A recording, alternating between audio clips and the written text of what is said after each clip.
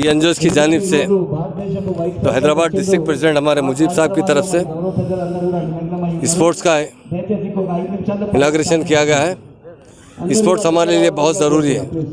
इस प्रोग्राम के अंदर हैदराबाद कलेक्टर साहब और हमारे स्टेट के प्रेसिडेंट और बहुत से टीएनजीओस के लीडर्स हैं और हमारे चेयरमैन भी है पॉलिटिकल।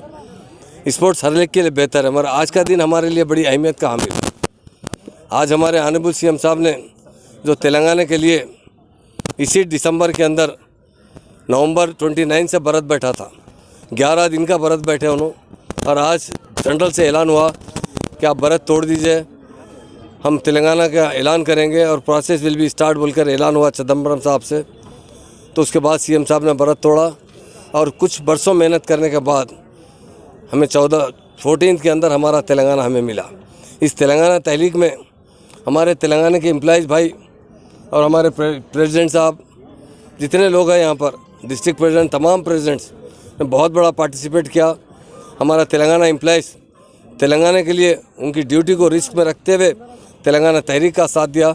हम उनको दिल की गहराइयों से मुबारकबाद देते हैं, शुक्रिया अदा करते हैं कि और हमेशा एम्प्लॉइज़ जो होते हैं ये गवर्नमेंट की एक फैमिली होती है।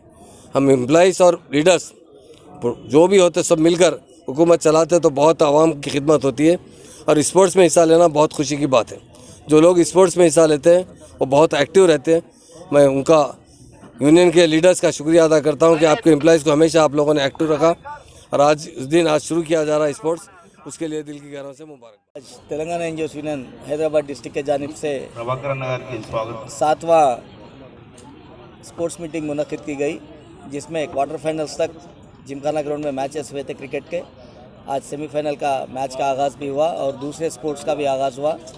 इसकी सदारत हमारे हरदिल अजीज़ होम मिनिस्टर साहब अलहज महमूद अली साहब और हैदराबाद के कलेक्टर जनाब शमन साहब IAS और हमारे तेलंगाना एनजीओस के सदर जनाब राजेंद्र साहब और जनरल सेक्रेटरी प्रताप साहब और स्पोर्ट्स अथॉरिटी के चेयरमैन जनाब AVS रेड्डी साहब और टूरिज़म डेवलपमेंट कॉरपोरेशन के चेयरमैन जनाब गुप्ता साहब, श्रीनिवास गुप्ता साहब भी यहाँ पर तशरीफ़ लाए। ये मेरे सदारत में डॉक्टर SM हुसैनी मुजीब के सदारत में ये जलसा चल रहा है स्पोर्ट्स का।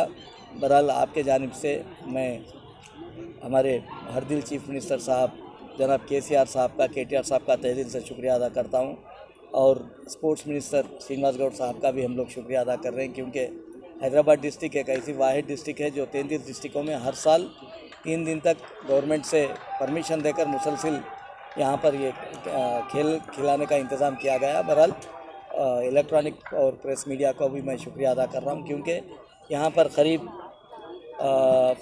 70 डिपार्टमेंट से एम्प्लॉइज़ आए। यहाँ पर करीब 1000 से 1200 लोग आए और पूरे स्पोर्ट्स हो रहे हैं यहाँ पर। क्रिकेट के अलावा टेबल टेनिस है, कबड्डी है, वॉलीबॉल है, जैवलिन थ्रो है, शॉट पुट है और लेडीज़ के लिए भी सेपरेट इंतज़ाम किया गया है।